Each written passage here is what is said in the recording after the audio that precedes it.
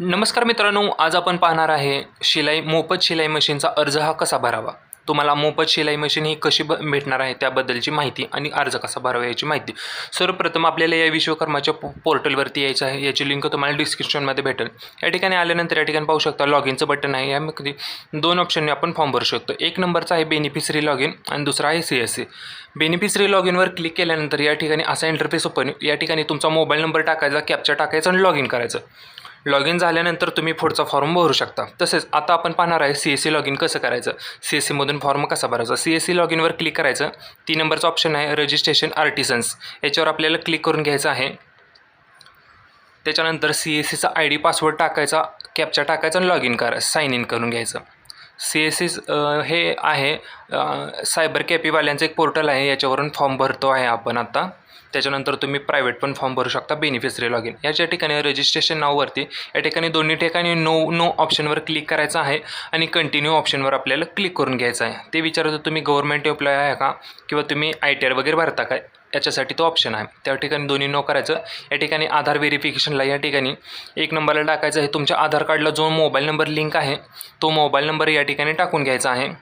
आणि 2 नंबरचे ऑप्शन आहे त्या ठिकाणी तुम्हाला तुमचा स्वतःचा आधार कार्ड नंबर टाकून घ्यायचा आहे. त्याच्यानंतर कॅप्चा टाकून लॉगिन करून घ्यायचं आहे. या ठिकाणी सर्व मी टाकून घेतलेला आहे. त्याच्यानंतर आता आपल्या आधार कार्डला जो मोबाईल नंबर लिंक आहे त्याच्यावरती एक OTP येईल. तो OTP आपल्याला या रकान्यात भरून घ्यायचा आहे. OTP यायला एक अर्धा 1 मिनिट लागेल. OTP आलेल्या या ठिकाणी आपण लगेच कंटिन्यू ऑप्शनवर आपल्याला क्लिक करून घ्यायचं आहे. OTP टाकून झालेला आहे आपला. आपण कंटिन्यू ऑप्शनवर क्लिक करून घेतो आहे आता. थोडी वेबसाईट जरा लोड होऊ शकते. त्याच्यानंतर या ठिकाणी आधार व्हेरिफिकेशन विचारेल. OTP टाकून झाल्यानंतर या ठिकाणी तुमच्याकडे बायोमेट्रिक मशीन असणं गरजेचं आहे. या ठिकाणी आय ॲग्री बटनावर क्लिक करून व्हेरीफाय बायोमेट्रिक या बटनावर आपल्याला क्लिक करून घ्यायचं आहे. तत्पूर्वी तुमच्याकडे बायोमेट्रिक मशीन असणं गरजेचं आहे. बायोमेट्रिक मशीन म्हणजेच काय, तुमचा अंगठा लावून थंब व्हेरिफिकेशन करून घ्यायचं आहे त्या मशीनवरती. हे तुम्हाला CSC सेंटरमध्ये अवेलेबल होईल. त्या ठिकाणी जाऊन तुम्ही ह्याचा फॉर्म भरू शकता किंवा घरात जर तुमच्या असेल तर त्याच्यामध्ये तुम्ही काम करू शकता. त्याच्यानंतर बायोमेट्रिक मशीनवर व्हेरीफाय झाल्यानंतर या ठिकाणी एकदा टाईमआउट होऊ शकतं किंवा 2दा होऊ शकतं. त्यानंतर 3ऱ्या वेळी तुमचं या ठिकाणी व्हेरिफिकेशन सक्सेसफुल होऊ शकतं. या ठिकाणी डबल एकदा क्लिक करायचं आहे जर फेल झालं पहिल्यांदा तरी. त्याच्यानंतर डबल व्हेरीफाय बायोमेट्रिक करून घ्यायचं आहे. डबल त्या मशीनवर अंगठा लावून व्हेरीफाय करून घ्यायचं आहे आपल्याला. या ठिकाणी कॅप्चर सक्सेसफुल झालेल्याचा मेसेज येतो खाली पाहू शकता.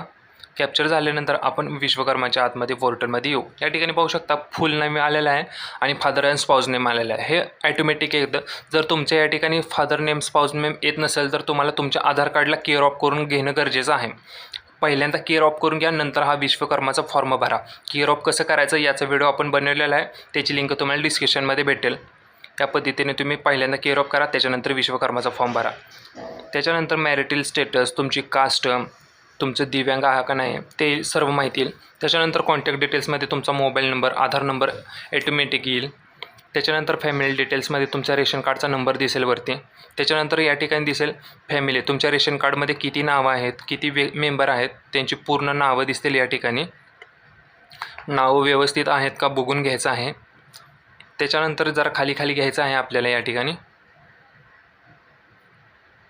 खाली घेतल्यानंतर या ठिकाणी पूर्ण नावं दिसतील. याच्यामध्ये 4 जर नावं असतील तर त्याच्यामध्ये एकच व्यक्ती या विश्वकर्माचा फॉर्म भरू शकतो, दुसरा व्यक्ती भरू शकत नाही. त्याच्यानंतर आपला ॲड्रेस ॲटोमॅटिक येईल, या आधारवरचा जनरेट होईल. त्याच्यानंतर करंट ॲड्रेस सेम ॲज करायचा आहे, सेम ॲज आधार कार्ड.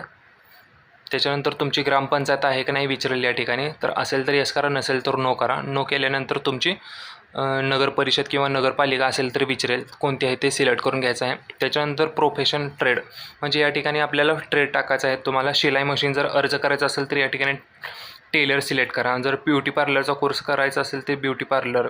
त्या प्रकारे या ठिकाणी सर्व कामांची लिस्ट आहे, त्यातलं तुम्ही कोणतं काम करू शकता, कोणतं काम तुम्हाला करायचं आहे या ठिकाणी सिलेक्ट करा. लास्टून 2 नंबरला टेलर आहे, तर या ठिकाणी टेलरचा सिलेक्ट केल्यानंतर शिलाई मशीनसाठी आपला अर्ज होऊ शकतो. त्यानंतर सब ट्रेड आपल्याला सिलेक्ट करून घ्यायचा आहे.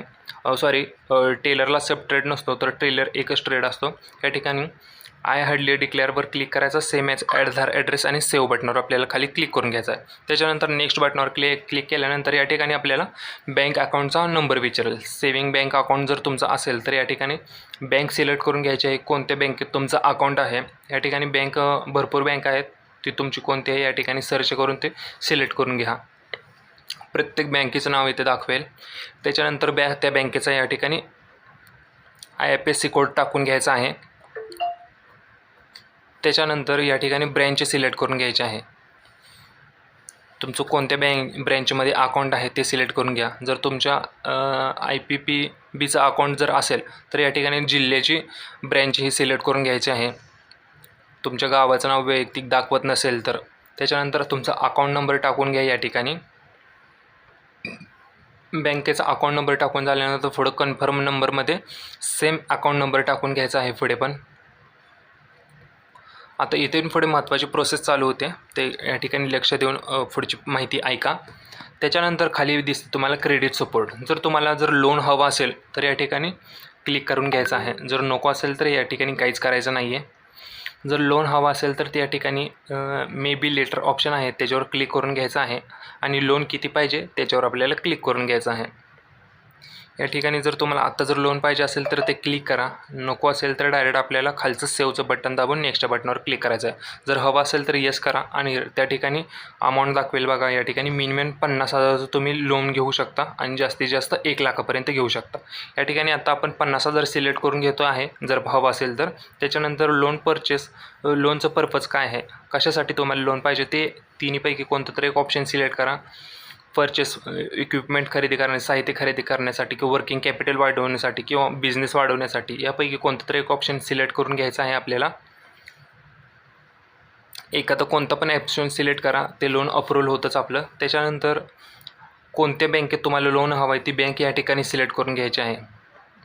या ठिकाणी तुमची जी बँक आहे ती बँक या ठिकाणी सिलेक्ट करून घ्यायचं आहे. तुमचं कोणत्या बँकेत अकाउंट आहे ते बँक या ठिकाणी सिलेक्ट करून घ्या. त्याच्यानंतर आउटस्टँडिंग अमाऊंट या ठिकाणी टाकून घ्यायची 50,000 रुपये. त्याच्यानंतर मंथली EMI तुम्हाला किती भरू शकता रिटर्न करताना, तर तो अमाऊंट या ठिकाणी इथे टाकून घ्यायची आहे. एवढी आम्ही अमाऊंट मंथली तुम्हाला रिटर्न देऊ शकतो. त्याच्यानंतर टोटल मंथली फॅमिली इन्कम या ठिकाणी टाकायचे आहे. म्हणजे महिन्याला तुम्हाला उत्पन्न किती भेटतं तुम्ही ज्या काम करता त्याच्यातून, तर ते या ठिकाणी टाकून घ्यायचं आहे. 7-8 हजार रुपये काय भेटतं ते तुम्ही या ठिकाणी टाकून घ्या आणि त्याच्यानंतर सेव्ह करा. या ठिकाणी मी सांगतो तुम्हाला, या ठिकाणी आपण लोन घेत असताना या ठिकाणी इंडियन पोस्ट पेमेंट बँकचं अकाउंट या ठिकाणी चालत नाही. तर तुमचं जर त्या बँकेत अकाउंट असेल तर त्याच्यातून तुम्हाला लोन भेटणार नाही. तुम्हाला सेविंग अकाउंटला पैसे वगैरे त्याच्यात भेटून जातील सगळे, इन्सेंटिव्ह वगैरे काय 15,000 रुपये. त्याच्यानंतर दर दिवसाचे 500 रुपये त्या पेमेंट बँकेत भेटू शकतात.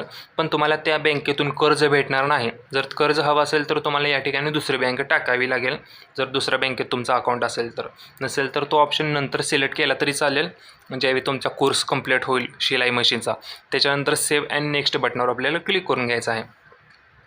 त्याच्यानंतर या ठिकाणी स्किल ट्रेनिंग असणार आहे 5 दिवसाचं आणि ॲडव्हान्स ट्रेनिंग असणार आहे 15 दिवसाचं. हे काही तुम्हाला माहितीच असेल. त्याच्यानंतर टूल किट भेटणार आहे, त्याच्यासाठी तुम्हाला 15,000 रुपये भेटणार आहेत. ते 15,000 तुम्हाला त्या बँकेत भेटतील, इंडियन पोस्ट पेमेंट बँकेत. त्याच्यानंतर मार्केटिंग सपोर्टला तुम्हाला यातली कोणती गोष्ट हवी असेल तर या ठिकाणी एखादी तुम्हाला सिलेक्ट करून घ्यावी लागेल मार्केटिंग सपोर्टसाठी, म्हणजे मार्केटिंग करण्यासाठी तुमच्या बिझनेसचं. त्यातून एक कोणते तर सिलेक्ट करा आणि त्याच्यानंतर सेव्ह आणि नेक्स्ट ऑप्शनवर आपल्याला क्लिक करून घ्यायचं आहे.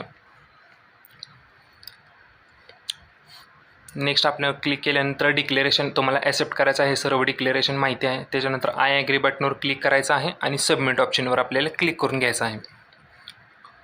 त्याच्यानंतर पाहू शकता ॲप्लिकेशन सबमिट झालेलं आहे, ॲप्लिकेशन नंबर आलेला आहे आणि डन झालेला आहे. हे ॲप्लिकेशन या पद्धतीने फॉर्म भरून घ्यायचं आहे. तर याची आपल्याला प्रिंटआउट काढायचे.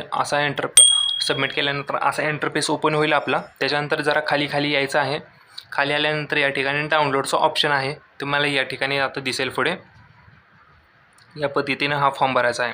आता हा फॉर्म भरल्यानंतर या ठिकाणी पाहू शकता खाली डाउनलोड युअर ॲप्लिकेशन PDF आहे, ती डाउनलोड करून तुमच्याजवळ ठेवायची आहे. आणि हा ॲप्लिकेशन फॉर्म भरून झाल्यानंतर तुम्हाला 20 ते 25 दिवसानंतर तिथला कंपनीचा फोन येईल किंवा मेसेज येईल. ते कंपनीचा फोन मेसेज आल्यानंतर तुम्हाला त्या ठिकाणी ट्रेनिंगसाठी बोलवून घेतील.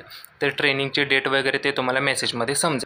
ट्रेनिंग डेट वगैरे आल्यानंतर त्या ठिकाणी तुम्हाला 5 दिवसाचं ट्रेनिंग आहे. ते 5 दिवसाचं ट्रेनिंग घ्यायचं आहे आणि दर दिवशी त्याचं तुम्हाला ₹500 भेटणार असे टोटल 5 दिवसाचे ₹25 तुम्हाला भेटणार आहेत.